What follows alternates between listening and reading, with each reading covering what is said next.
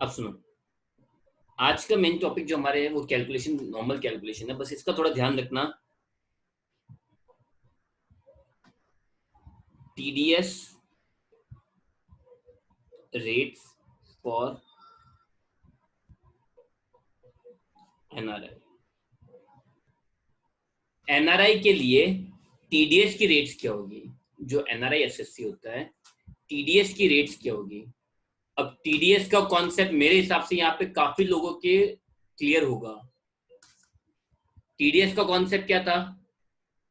TDS का concept क्या होता है? Tax deducted at source. मतलब जहां इनकम अराइज होती है वही बंदा उसका टैक्स कट कर लेता है। जहां इनकम अराइज होती है वही बंदा उस पर टैक्स डिडक्ट कर लेता है। फॉर एग्जाम्पल, मुझे आपको इंटरेस्ट के रुपए देने हैं, तो मैं क्या करूंगा? इंटरेस्ट पे जो इनकम टैक्स बन रहा होगा वो टैक्स में पहले ही कट कर लूंगा। फॉर एग्जाम्पल, चलो एक एग्जाम्पल समझते हैं। मुझ एक बी ए को बी को 10,000 रुपए देने हैं, इंटरेस्ट पे करना है 10,000 रुपए का। तो ए क्या करेगा? ये पेबल है, तो ए क्या करेगा? ए ऐसा कर देगा, इस पे इनकम टैक्स रेट 10% है, तो ए बी को पे करेगा 9,000 रुपए और गवर्नमेंट को पे कर देगा ऑन बिहाफ ऑफ बी। अब पता कैसे चलेगा बी के बिहाफ पर है? बी का पैन नंबर डाल देगा, बी का पैन नंबर डाल देगा और गवर्नमेंट को पता चल जाएगा बी के बिहाफ पर है कितने, 1,000 रुपए। तो और ये 1,000 रुपए बी की टैक्स लाइबिलिटी में से, जो बी की टैक्स लाइबिलिटी है उसमें से डिडक्ट हो जाएंगे या फिर उसको रिफंड हो जाएंगे। तो एक्चुअली टीडीएस जो होता ना, वो सामने वाले, फॉर एग्जांपल ए ने बी का टीडीएस काटा है तो वो बी के नाम से ही जमा होगा। तो गवर्नमेंट के पास कोई, अब बी का नाम कैसे, अब बी नाम के तो वहां पे करोड़ों जने होंगे। तो बी का पैन नंबर जो एक यूनिक नंबर होता है, परमानेंट नंबर, वो डाल दिया जाएगा। ठीक है, वो डालने के बाद, वो डालने के बाद बी की प्रॉपर आइडेंटिफिकेशन मिल जाएगी और वो पैसे या तो बी की टैक्स लाइबिलिटी में से लेस हो जाएंगे या बी को रिफंड कर दिए जाएंगे। ओके, फॉर एग्जाम्पल बी की टैक्स लाइबिलिटी 5,000 है, तो 5,000 में से 1,000 लेस हो जाएगा, बी को 4,000 देने पड़ेंगे। बी की टैक्स लाइबिलिटी अगर 0 है तो बी को 1,000 रुपए रिफंड हो जाएंगे। आई बात समझ में? यस और नो? तो टीडीएस की रेट्स क्या है समझना।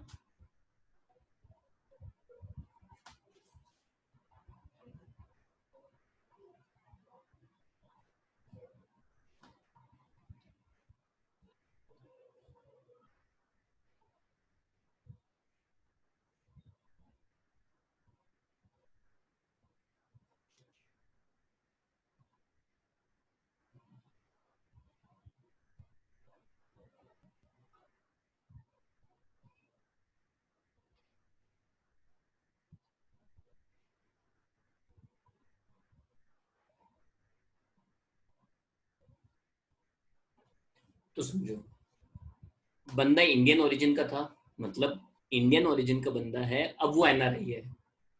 इंडियन ओरिजिन का बंदा हो सकता है ना एनआरआई? इंडियन ओरिजिन का बंदा है, फॉर एग्जांपल मिस्टर ए जो इंडियन ओरिजिन के हैं, वो पिछले 20 साल से अमेरिका में रह रहे हैं, तो वो कौन माने जाएंगे? एनआरआई माने जाएंगे ना। तो इंडियन ओरिजिन का है या फिर इंडियन ओरिजिन का नहीं है, ये चीज मैटर करती है। इतना कुछ खास, इसमें कोई खास कैलकुलेशन नहीं है, थोड़ा थोड़ा फर्क पड़ता है। तो देखो, सबसे पहले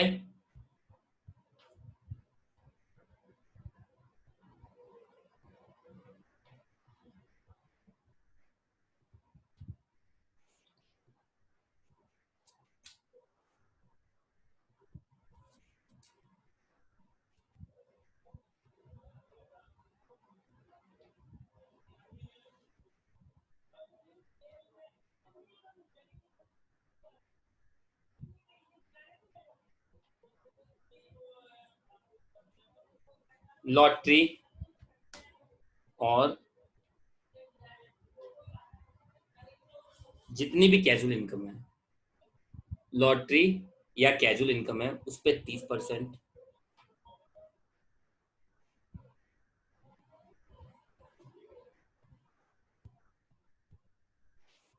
30%।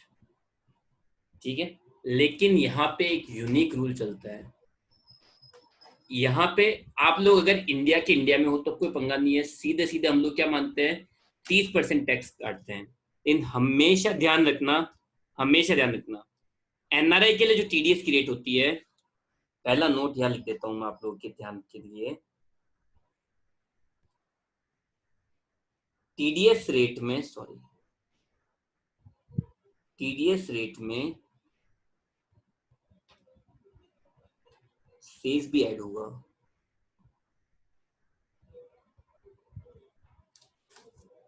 और सेस कितना है,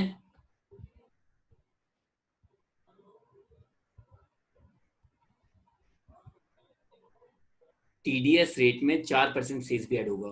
अब मैं क्या अगर ऐसे रेट लिखूंगा आप बहुत कंफ्यूज होगे। 30% याद रखना बहुत इजी है। अब एक्चुअल रेट क्या बनेगी, एग्जाम्पल की तो समझा रहा हूं, एक्चुअल रेट क्या होगी, एक्चुअल होगी 30 + 4%। तो ये हो जाएगा आपके 30 + 4%, 31.2%। नहीं समझ आया होगा, समझाता हूँ फिर से, सुनना।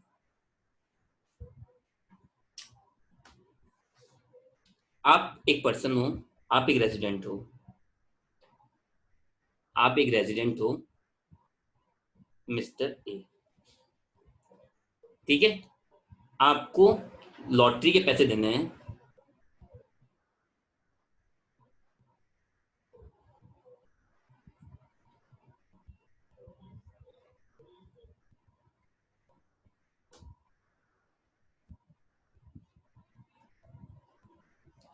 मिस्टर बी जो खुद एक रेजिडेंट है, और मिस्टर सी को जो नॉन रेजिडेंट है। तो आप क्या करोगे, मिस्टर बी जो रेजिडेंट है उनके लिए टीडीएस काटोगे 30%, और मिस्टर सी जो नॉन रेजिडेंट है उनका टीडीएस काटोगे, नॉन रेजिडेंट के टीडीएस के अंदर सेस भी इंक्लूड होता है। तो हुआ क्या, 30% आपके टैक्स की रेट थी, प्लस 4% सेस जुड़ा, और वो अमाउंट कितनी हो गई, 31.2%। तो एक रेजिडेंट अगर किसी नॉन रेजिडेंट को टैक्स, सॉरी, कोई इनकम देता है तो उस पर टीडीएस तो कटेगा, टीडीएस की रेट में सेस भी जोड़ना पड़ेगा उसको। अगर एक रेजिडेंट टू रेजिडेंट है तो देखो टीडीएस की रेट क्या थी, 4%, सेस वेस का कोई पंगा था ही नहीं, और यहाँ पे क्या रहा, 4% सेस भी ऐड हुआ। तो एक बात हमेशा ध्यान रखना, आप लोग भी प्रैक्टिकल लाइफ में भी, जब आप लोग कोई कोई भी एक्सपेंसेस किसी नॉन रेजिडेंट को दे रहे हो जिस पे टीडीएस कटता है, जिस पे टीडीएस कटता है, तो इन दैट केस आप लोगों के लिए उस रेट में 4% सेज ऐड होगा। चलो ये बात हुई एक, ये तो नोट नंबर 1 हुआ। इसी के साथ नोट नंबर 2 और है।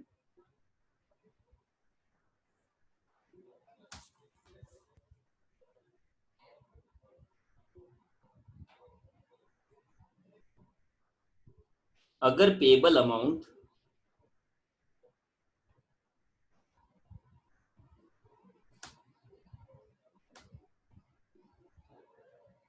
50 लाख से अबव है, अगर पेबल अमाउंट 50 लाख से ज्यादा है तो 10% एंड,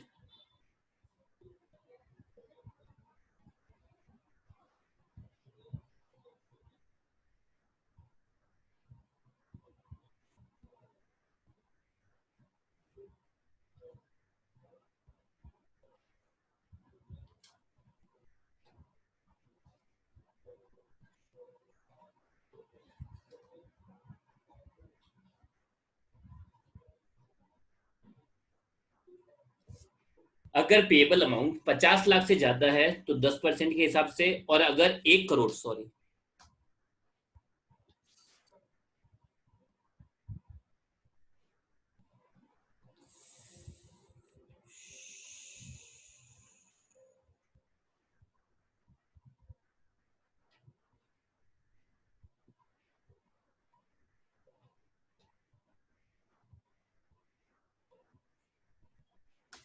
तो देखो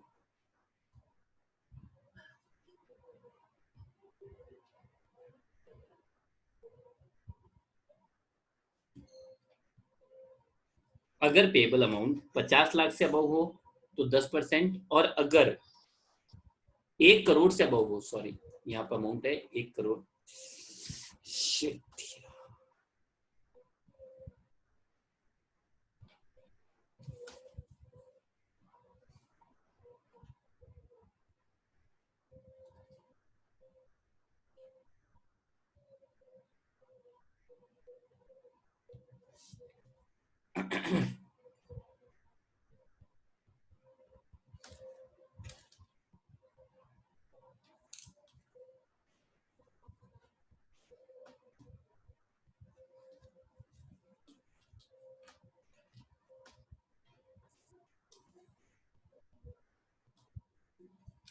तो देखो अगर पेबल अमाउंट पे, सॉरी फॉर डिस्टर्बेंस, अगर पेबल अमाउंट 50 लाख से ज्यादा है तो 10% के हिसाब से, और 1 करोड़ से ज्यादा है तो 15% के हिसाब से सरचार्ज भी टीडीएस की अमाउंट में ऐड होगा। फॉर एग्जाम्पल, एग्जाम्पल समझना, आप एक रेजिडेंट हो, ठीक है, रेजिडेंट हो, रेजिडेंट लॉटरी एजेंट हो, ठीक है, आपको आपको मिस्टर सी जो नॉन रेजिडेंट है, 1 प्राइस ऑफ रुपीज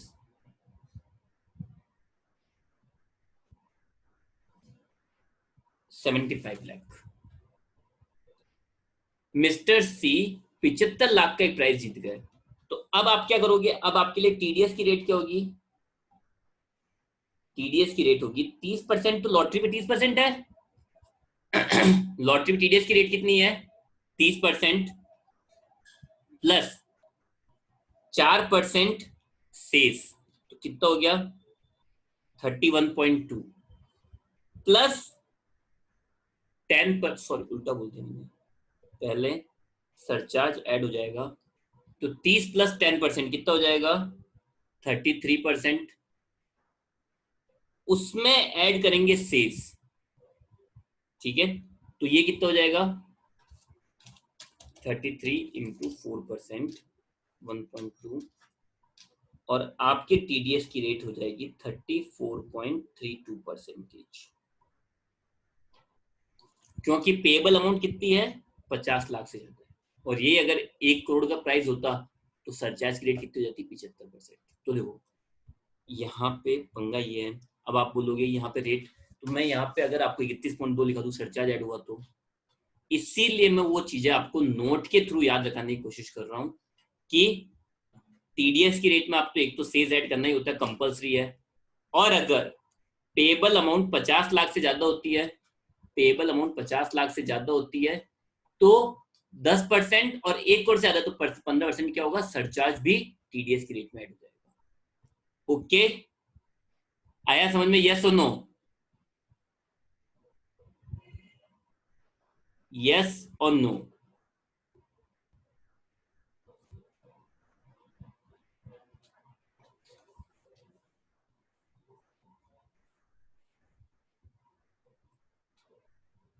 ठीक है, तो चलो नेक्स्ट।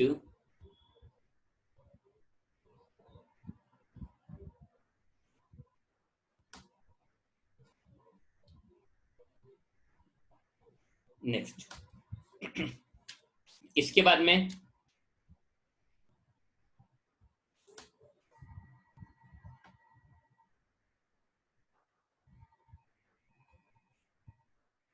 किसी भी इंडियन ऑर्गेनाइजेशन को या गवर्नमेंट को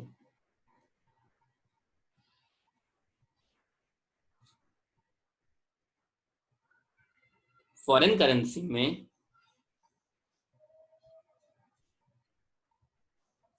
दिए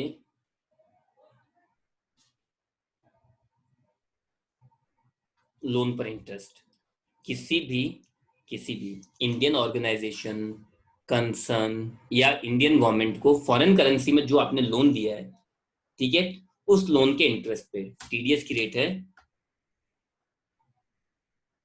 20%। ठीक है, इसके बाद में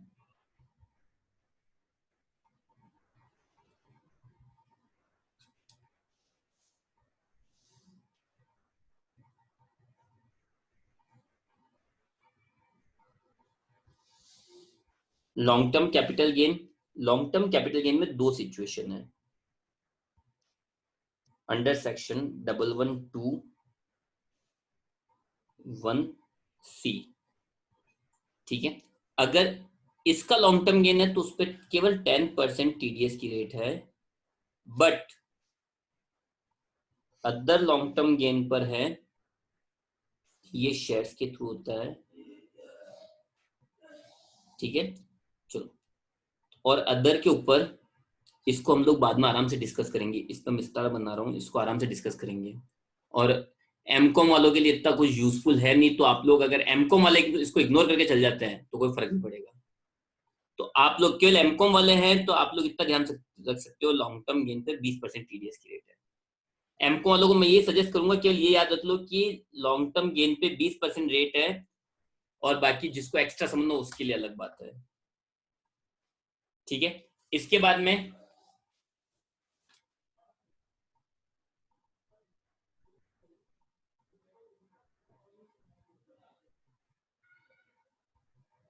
(111A) short term capital gain.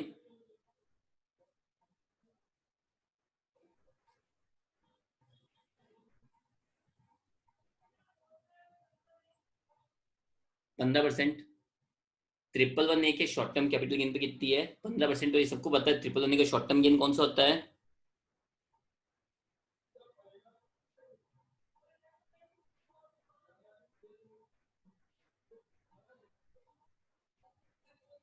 Short term capital gain on listed shares. ठीक है, चलो, इसके बाद में next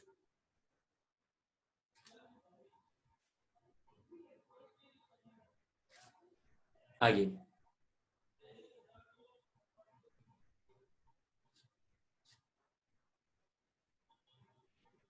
income from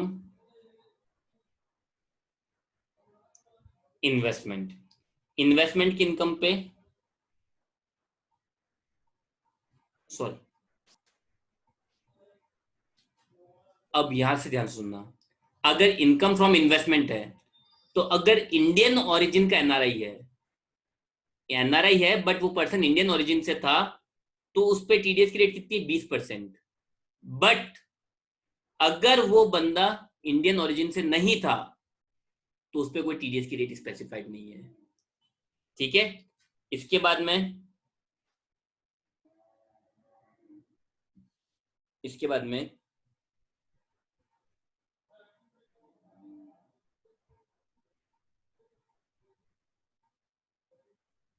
royalty,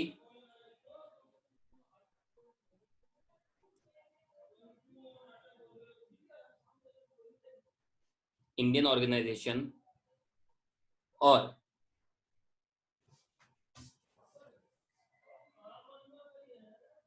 government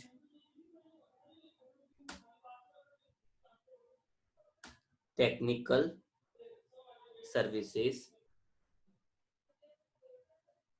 agreement after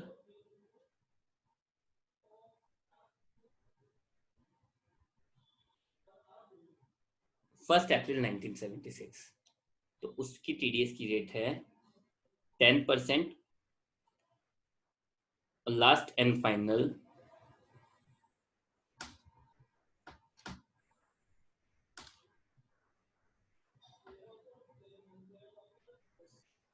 other income पे 30%। तो ये कुछ टीडीएस की रेट है जो आपको ध्यान रखनी है। तो अब ये टीडीएस की रेट में ये बात तो याद रखो कि 4% सेस तो सब में ऐड होगा। 4% सेस तो सब में ऐड होगा, ठीक है। बट अगर वो पेबल अमाउंट 50 लाख से ज्यादा है तो 10%, और 1 करोड़ से ज्यादा है तो 15% सरचार्ज भी ऐड होगा। आई बात सबके समझ में, यस और नो?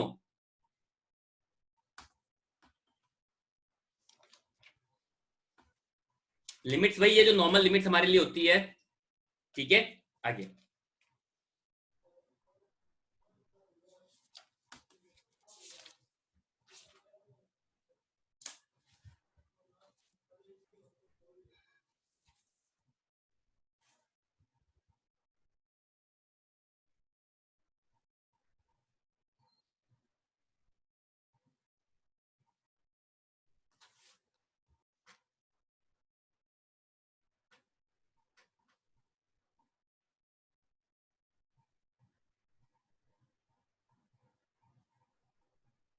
तो सुनना समझना,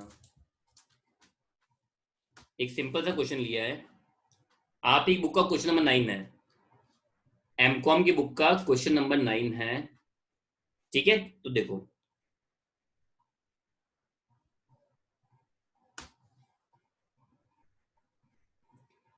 an individual has following incomes during the previous year ending on 31st March 2019।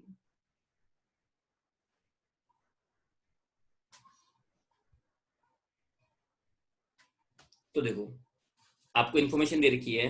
Point number 1, salary for the services rendered in India 3 lakh, taxable होगी या एग्जेम्प्ट होगी? एनआरआई है, ये क्लियर बोल रहा हूं, बंदा एनआरआई है तो ये टैक्सेबल है या एग्जेम्प्ट है?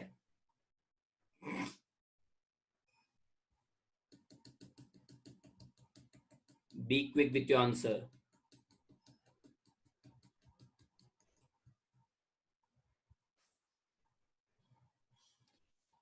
Services rendered in India, services का रेंडर किए इंडिया में, मतलब अर्न इंडिया के अंदर है, टैक्सेबल होगा, लेस कर देंगे स्टैंडर्ड डिडक्शन 40,000 की, और टैक्सेबल अमाउंट हो जाएगी सैलरी की 2,60,000। ओके भाई, 3 लाख की इनकम हुई, स्टैंडर्ड डिडक्शन, स्टैंडर्ड डिडक्शन का रूल अगर याद हो आप लोगों को, स्टैंडर्ड डिडक्शन का रूल याद हो, रूल तो क्या, सॉरी, अमेंडमेंट याद हो, स्टैंडर्ड डिडक्शन 18-19 के लिए 40,000 थी और 19-20 के लिए 50,000 हो गई है। मेक श्योर कि आपको ये चीज याद है, क्योंकि टैक्स प्लानिंग में 50,000 डिडक्शन मिल रही थी, तो 18-19 के अंदर स्टैंडर्ड डिडक्शन 40,000 की थी, जो 19-20 के अंदर 50,000 की हो गई। ओके, अगर ये क्वेश्चन 19-20 के लिए होता तो 50,000 डिडक्शन देता, ठीक है sir. Rent of house property in India,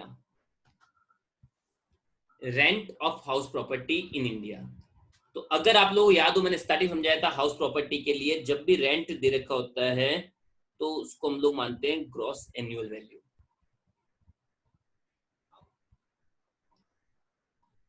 तो ग्रॉस एनुअल वैल्यू कितनी है? 12,000, ठीक है। अब इसमें से ग्रॉस एनुअल वैल्यू में से क्या लेस होता है? ग्रॉस एनुअल वैल्यू में से लेस क्या होता है? ये 12,000 है। जीएवी में से क्या लेस होता है? जीएवी में से लेस होता है municipal taxes paid by honour, केवल यही लेस होता है और कुछ भी नहीं। जीएवी में से लेस होता है municipal taxes paid by honour, ठीक है। तो देखो, यहां पे आपको क्या क्या दे रखे हैं?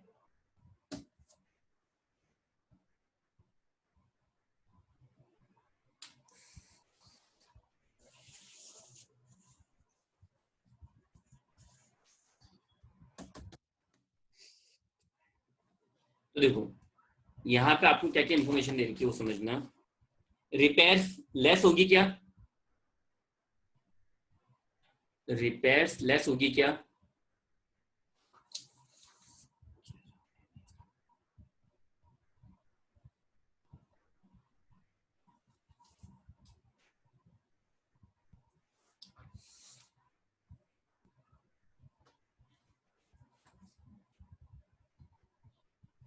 रिपेयर लेस होगी क्या, यस और नो?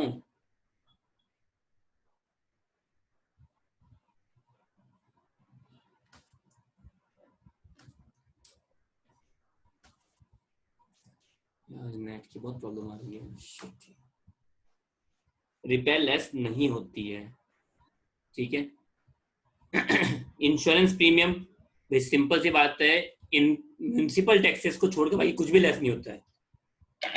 सॉरी, तो इंश्योरेंस प्रीमियम भी लेस नहीं होगा, रेंट कलेक्शन चार्जेस भी लेस नहीं होंगे, म्यूनिसिपल टैक्सेस जरूर है 1200 के वो लेस हो जाएंगे, 1200 के ये आ जाएगी आप लोगों के NAV 10,800 लेस 30% स्टैंडर्ड डिडक्शन, 10,800 का 30% 3,240 और माइनस करने बाद इनकम आ जाएगी आपके 7,560। Okay, next point number C, income from house property in Pakistan 4,000, out of which 2,500 were brought to India during the previous year. Taxable or exempt? Taxable or exempt?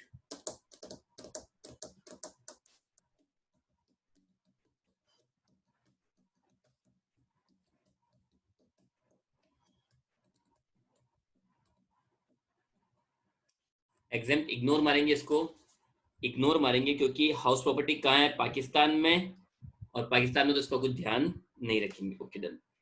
Income from business in Germany ₹10,000, business is controlled from India, taxable और exempt?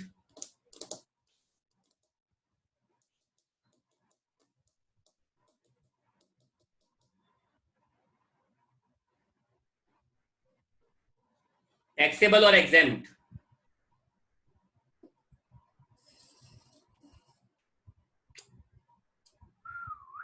वापस से पढ़ो एक बार। NRI है, NRI में हम लोग केवल दो चीजें ध्यान रखते हैं, अर्न और रिसीव, कंट्रोल का ध्यान नहीं रखते हैं। NRI के अंदर कंट्रोल का ध्यान रखते हैं, केवल अर्न और रिसीव। बिजनेस जर्मनी में है मतलब अर्न जर्मनी में हुआ, कुछ भी नहीं बोला मतलब रिसीव भी जर्मनी में हुआ, दोनों के दोनों ही जर्मनी में है, तो ये भी ध्यान नहीं रखेंगे। हाँ, अगर ये नॉट ऑर्डिनरी रेजिडेंट होता, resident but not ordinary resident होता, तो हम लोग कंट्रोल का ध्यान रखते हैं। ओके, आगे next, interest received on government securities in India, interest received on government securities in India obviously taxable होगा, 2,000 रुपए। Okay, dividend received on shares of a company in India, dividend received on shares of a company in India, Indian company का dividend 10 lakh रुपए तक exempt होता है, तो 3,425 रुपए क्या माने जाएंगे, एग्जेम्प्ट माने जाएंगे। Okay, agriculture income in Burma, agriculture income in Burma taxable और एग्जेम्प्ट?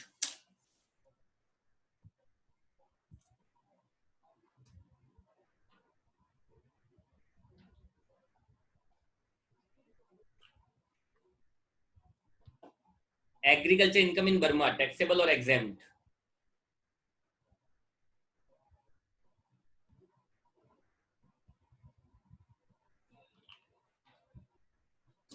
अरे क्या कर रहे हो, अर्न और रिसीव चेक करो। एग्रीकल्चर, इंडियन एग्रीकल्चर इनकम तो एग्जेम्प्ट है, चलो बात खत्म।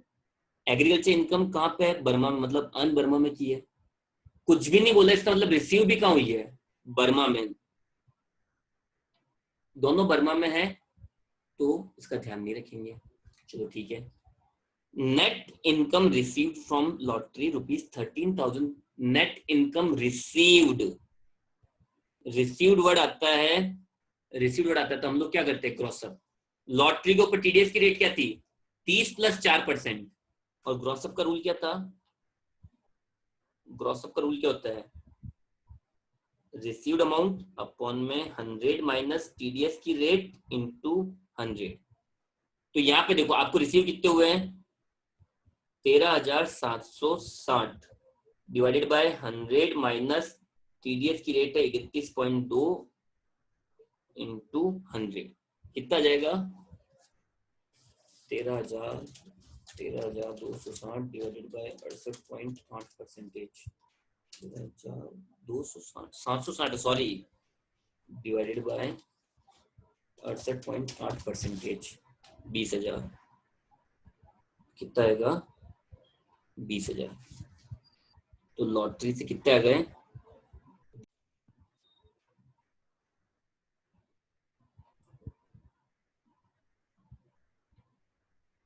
तो देखो लॉटरी से कितना ऐड हो गए लॉटरी से कितना है लॉटरी से 20,000। और लास्ट एंड फाइनल पॉइंट थोड़ा फास्ट आंसर करना long term capital gain from sale of a house ₹8,000। अब ये टैक्सेबल होगा एग्जाम्प्ट ये यूनिक पॉइंट है इस क्वेश्चन का ये टैक्सेबल होगा या एग्जाम्प्ट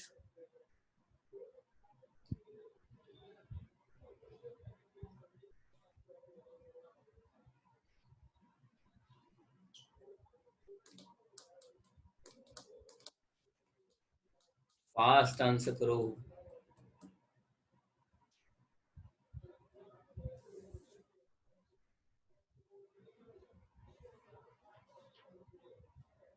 यहाँ पे पहला ऐसा क्वेश्चन है जहां पे अर्न की लोकेशन नहीं दे रखी है अर्न का हुआ वही लोकेशन हम तो ये मान लेते चलो हमारा तो लॉजिकल रूल है हम तो फिर ये मान लेते हैं फटाफट से क्या भाई अगर रिसीव्ड का नहीं दे रखा तो जहां अर्न हुआ वही रिसीव्ड मानते हैं पर इस क्वेश्चन में रिसीव अर्न की लोकेशन ही गायब कर दी long term capital gain from sale of a house earn की लोकेशन ही नहीं दे रखी है तो विदाउट इंफॉर्मेशन अर्न की लोकेशन मानते हैं अर्न मानते हैं इंडिया के अंदर विदाउट इंफॉर्मेशन अगर अर्न की लोकेशन नहीं दे रखी है आप लोगों को तो उसको कहां मानेंगे इंडिया में मानेंगे तो ये 8,000 रुपए भी क्या हो जाएंगे लॉन्ग टर्म कैपिटल गेन 8,000 रुपए टैक्स हो जाएंगे हाउस प्रॉपर्टी कितने रहते हैं 7,560 सबको ऐड करो 2,60,000 प्लस 20,000 प्लस 2,000 प्लस 8,000 प्लस 7,560 2,97,560 इस पे टैक्स नहीं निकालने के लिए इनकम निकालनी थी ठीक है